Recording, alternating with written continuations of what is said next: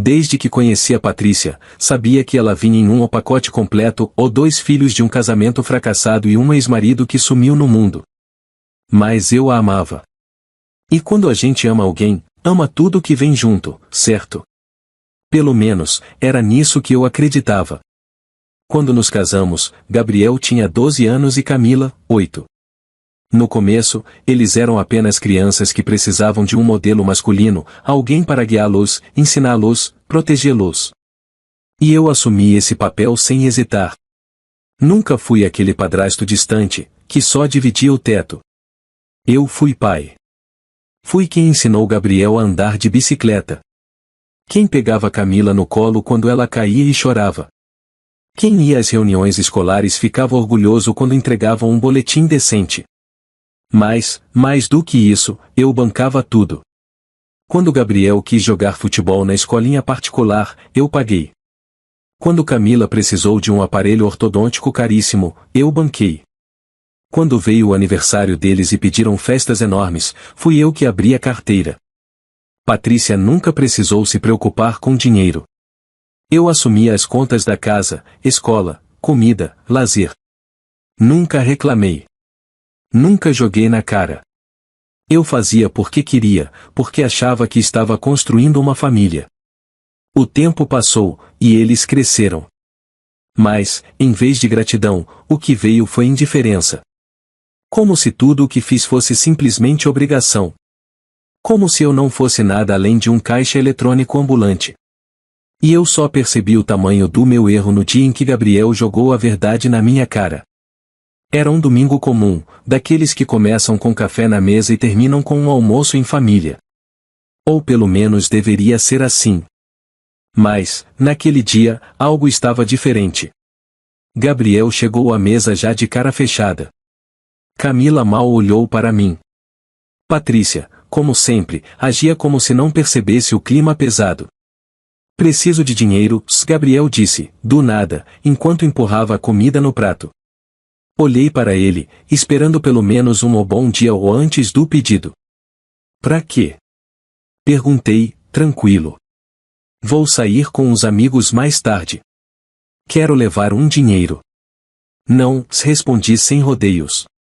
Ele largou o garfo com força na mesa. Como assim, não? Exatamente isso. Você já recebeu mesada, e semana passada eu te dei dinheiro para aquela porcaria de tênis novo. Não vou ficar bancando tudo o que você quer. Gabriel bufou, se jogando contra a cadeira como uma criança mimada.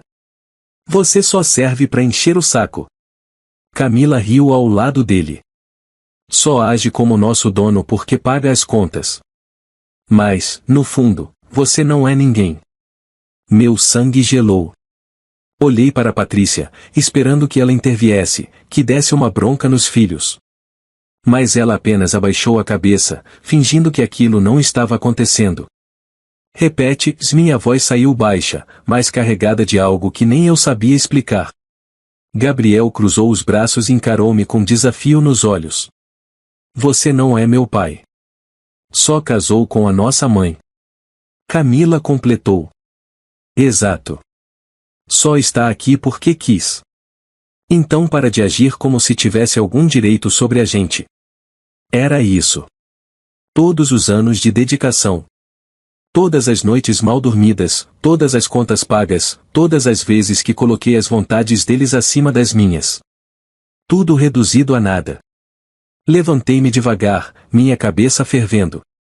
Respirei fundo. E então tomei a decisão mais fácil da minha vida. A sala ficou em silêncio. Meu olhar passou de Gabriel para Camila, e então para Patrícia. Eu esperava qualquer coisa dela. Uma defesa, um pedido de desculpas, qualquer palavra que tentasse suavizar a ingratidão dos filhos. Mas tudo o que recebi foi o mesmo olhar vazio de sempre. O silêncio dela foi pior do que as palavras deles. Entendi, falei, me afastando da mesa. Entendeu o quê? Gabriel retrucou, ainda com aquele tom debochado. Não sou ninguém aqui. Então, não preciso ficar. Deixei o prato ali, intocado, e saí da cozinha. Meu coração batia forte, mas minha mente estava fria, calculista. Se era assim que eles me viam, como um estranho qualquer que apenas pagava as contas, então que lidasse com a realidade sem mim. Entrei no quarto e puxei uma mala do armário. Abri e comecei a jogar dentro tudo o que era meu, roupas, relógios, documentos.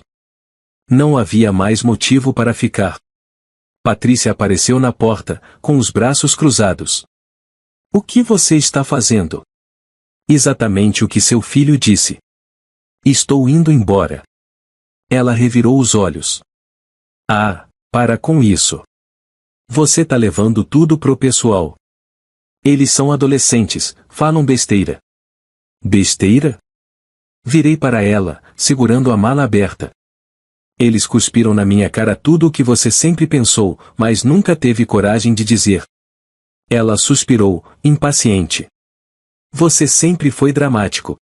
Dramático? Fechei a mala com um só movimento e passei por ela, ignorando qualquer tentativa de desculpa esfarrapada. Atravessei o corredor e fui direto para a garagem. Tá falando sério? Você vai mesmo nos deixar assim, do nada? Patrícia me seguiu, a voz começando a subir. Do nada. Soltei uma risada seca. Eu me matei por essa casa. Por você. Pelos seus filhos. E no final, não passo de um cara qualquer. Ela não respondeu. E, sinceramente, não importava mais. Joguei a mala no carro, entrei e liguei o motor. Antes de sair, baixei o vidro e olhei para ela uma última vez. Agora vocês podem pedir dinheiro para o pai deles. Se encontrarem ele. Acelerei e fui embora sem olhar para trás. Os primeiros dias longe daquela casa foram de puro alívio. Silêncio, paz, liberdade. Sem gritos de adolescentes mimados, sem cobranças, sem aquela sensação de ser apenas um caixa eletrônico ambulante. Aluguei um apartamento mobiliado e, pela primeira vez em anos, o dinheiro que eu ganhava era só meu. Nada de contas altíssimas, nada de escola particular, nada de bancar os caprichos de Gabriel e Camila. Mas a tranquilidade não durou muito. A primeira ligação veio uma semana depois. Olhei para o celular e vi o nome de Patrícia piscando na tela. Ignorei. Minutos depois, mais uma ligação. Depois outra. E outra. Só atendi quando vi que era de um número desconhecido. Alô? Você sumiu? A voz esganiçada de Patrícia atravessou o telefone como uma faca. Revirei os olhos. Achei que tivesse ficado claro, respondi, com calma. Eu fui embora. Você não pode fazer isso. Soltei uma risada seca. Fiz. Ela bufou do outro lado da linha. O aluguel venceu, a escola das crianças está cobrando, a conta de luz está atrasada. Como você pode simplesmente sair e largar tudo assim? Não é mais problema meu. Silêncio. Pela primeira vez, ela não tinha resposta. Escuta, você não pode simplesmente virar as costas pra gente, se ela continuou, agora com um tom mais brando, tentando reverter a situação. Foram anos juntos. Você sempre cuidou de tudo. E qual foi a recompensa? Seus filhos me desprezaram na minha cara, e você não moveu um dedo para defender. Ela ficou muda. Então, Patrícia, continuei, impiedoso, agora vocês podem pedir dinheiro para o verdadeiro pai deles. Boa sorte com isso. Antes que ela respondesse, desliguei. Joguei o celular na mesa e me recostei no sofá, sentindo algo que há muito tempo eu não sentia, insatisfação. Eles achavam que eu nunca teria coragem de sair. Agora, estavam vendo que a vida sem mim não era tão fácil assim. Os dias passaram, e a enxurrada de ligações não parou. Primeiro, era só Patrícia. Depois, começaram a vir de Gabriel e Camila. No início, ignorei todas. Eles não precisavam de mim antes, certo? Mas, quando os áudios começaram a chegar, resolvi escutar.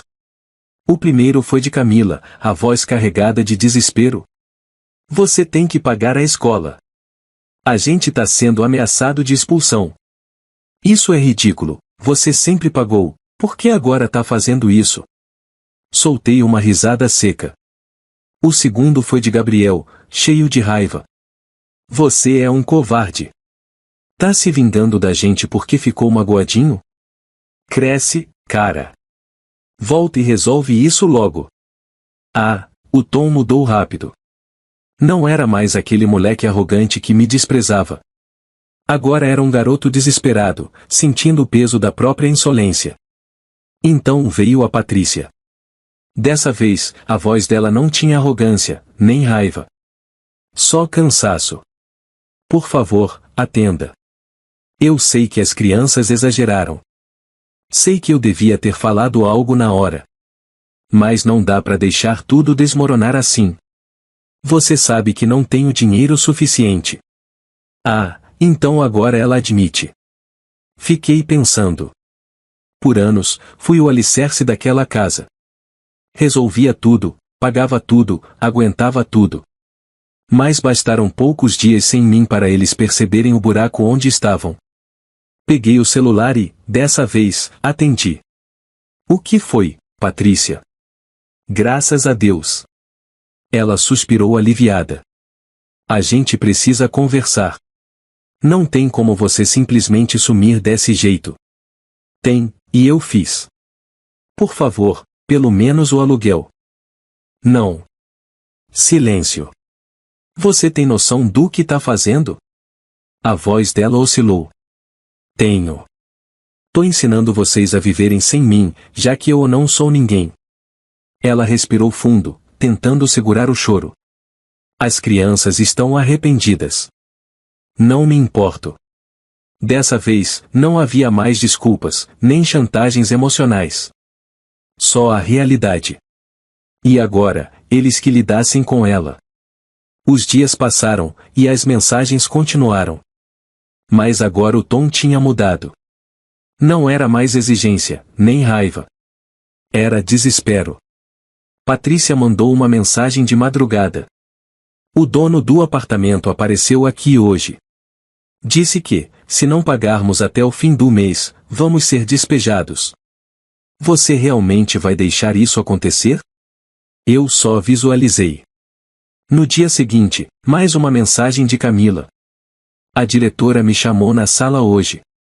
Se a mensalidade não for paga até sexta, vou perder o semestre inteiro. Você vai deixar isso acontecer com a gente? Sim. Vou. E então veio Gabriel, com um áudio que eu escutei só pelo prazer de ouvir o desespero dele. Você é um desgraçado. Como pode virar as costas desse jeito? A gente errou, tá bom? Mas você tá se vingando da gente? Que tipo de homem faz isso? Parei para pensar antes de responder. E respondi. O tipo de homem que cansou de ser feito de idiota. Silêncio. Nenhuma resposta. 2 dias depois, um novo número me ligou. Era a diretora da escola. Boa tarde, senhor. Aqui é da administração. Como o senhor sempre foi o responsável financeiro de Gabriel e Camila, estamos entrando em contato para resolver o pagamento pendente. Podemos contar com sua regularização até sexta-feira? Respirei fundo. A resposta foi curta e clara. Não sou mais responsável por eles. Entrem em contato com o pai verdadeiro. Ela hesitou. Senhor, o tem certeza? Isso pode prejudicar os estudos deles. Absoluta. Desliguei. Naquela noite, fui a um restaurante bom, pedi um jantar caro e comemorei minha liberdade. Se eles achavam que eu voltaria correndo para resolver tudo, estavam descobrindo da pior forma possível que eu realmente não era mais ninguém para eles. O telefone silenciou em minha mão depois de responder a Gabriel. Um silêncio profundo tomou conta de mim. Eu estava longe, mas ainda sentia um peso no peito, algo que, por mais que tentasse, não conseguia tirar. Estava claro, tudo aquilo estava me destruindo, mas ao mesmo tempo, me libertando. Nos dias seguintes, a pressão parecia crescer. Cada mensagem, cada ligação, parecia um grito desesperado por socorro. Eles estavam no fundo do poço, e o que mais me chocava era o quanto tudo isso ainda me afetava. Mas no fundo, eu sabia, tudo o que fizeram, tudo o que disseram, foi o reflexo da falta de maturidade deles. Como se minha presença e esforço fossem dados por garantidos, como se eu fosse uma obrigação. E talvez eu tenha sido mesmo. Mas isso terminou. No entanto, não queria que minha ausência fosse vista como uma vingança barata. Eu não estava ali para ver as coisas desmoronarem. Eu estava ali porque precisava que eles vissem o que a vida seria sem mim. Precisava que entendessem o peso das palavras, das ações e das escolhas que faziam. Um dia, sem avisar, resolvi ir até a casa. Não foi por eles, mas por mim. A estrada até lá parecia mais curta do que eu imaginava, como se os últimos anos de sacrifício e esforço ainda estivessem gravados em minha pele, me puxando de volta. Estacionei na frente da casa, agora visivelmente mais apagada, sem a energia que costumava sentir quando voltava para ela. Olhei para a porta, as janelas, e imaginei o que eles estariam fazendo naquele momento. Pedi para falar com Patrícia. Ela parecia atônita ao me ver. Eu, que era só um ex-marido, um ex-padrasto, sem mais vínculos formais, mas ali estava. Ela estava diferente, mais cansada. O tempo realmente pesava em todo mundo, não só em mim. Você voltou, e ela disse, com um fio de esperança na voz. Não. Minha resposta foi curta, mas firme. Eu vim porque preciso resolver algumas coisas. E vocês também. Entrei na sala, onde Gabriel e Camila estavam. O clima estava pesado, mas agora eles não tinham aquele ar de desafio arrogante. Eram só adolescentes, tentando entender o que estava acontecendo. Foi Gabriel quem falou primeiro, de cabeça baixa, como se a vergonha fosse maior do que ele poderia suportar. A gente errou, você estava certo. Não vimos o que fazia por nós, não entendemos. Ele parou por um momento, a voz embargada, e olhou para mim com um misto de arrependimento e dor. Camila, com os olhos vermelhos de tanto chorar, se aproximou também. Eu não queria que fosse assim, a gente só não sabia, e ela olhou para o chão, como se estivesse procurando as palavras certas para expressar o que sentia. Eu os observei em silêncio. O que mais me doía não era a falta de gratidão, mas a falta de percepção de tudo o que tinha sido feito. O quanto aquilo tudo se baseava apenas na necessidade de pedir, de consumir, sem dar nada em troca. Eu não estou aqui para ser herói de ninguém, comecei, com um tom mais calmo, mas ainda firme. Mas o que fiz por vocês não foi para me tornar alguém que precisaria de reconhecimento. Fiz porque queria. Fiz porque amava vocês. Só que isso acabou. A lição foi dada. Agora, cada um de vocês tem que aprender a se responsabilizar pelo que faz e pelo que deixa de fazer. Havia um silêncio pesado na sala. Patrícia, que ficava observando, não sabia o que dizer, como se tudo tivesse perdido o sentido ali. Ela me olhou, e seus olhos estavam cheios de culpa. Não sei o que mais posso fazer. Ela começou, mas não conseguiu terminar. Suas palavras ficaram perdidas no vazio. Não precisa fazer mais nada. Eu a interrompi. Já fiz o suficiente. E agora é a vez de vocês. Eu sabia que nada mais poderia ser consertado ali, naquela casa. Eu não estava mais disposto a salvar ninguém. Era hora de cada um encontrar seu caminho, pagar suas próprias contas, e talvez, de algum modo, aprender a dar valor ao que realmente importa. Não era mais sobre mim. Era sobre o que eles fariam quando não tivessem mais ninguém para bancá-los. Saí da casa e entrei no carro. Mais uma vez, a estrada parecia mais curta, e o peso nos ombros, que antes parecia uma prisão, agora parecia leve. Não olhei para trás. A verdade é que não me arrependo de nada. O que fiz foi o que precisava ser feito. E, quando o último eco do meu nome se apagou naquela casa, ficou claro que o maior presente que eu poderia dar a eles era o mais difícil, a responsabilidade por suas próprias escolhas. Eles teriam que aprender, por conta própria, o que significa ser responsável. E se fosse preciso, passaria o resto da minha vida olhando de longe, torcendo para que algum dia eles entendessem o que realmente importa. A vida seguiu, sem mim, sem eles, mas com uma lição bem aprendida. E esse era o único final que eu realmente merecia.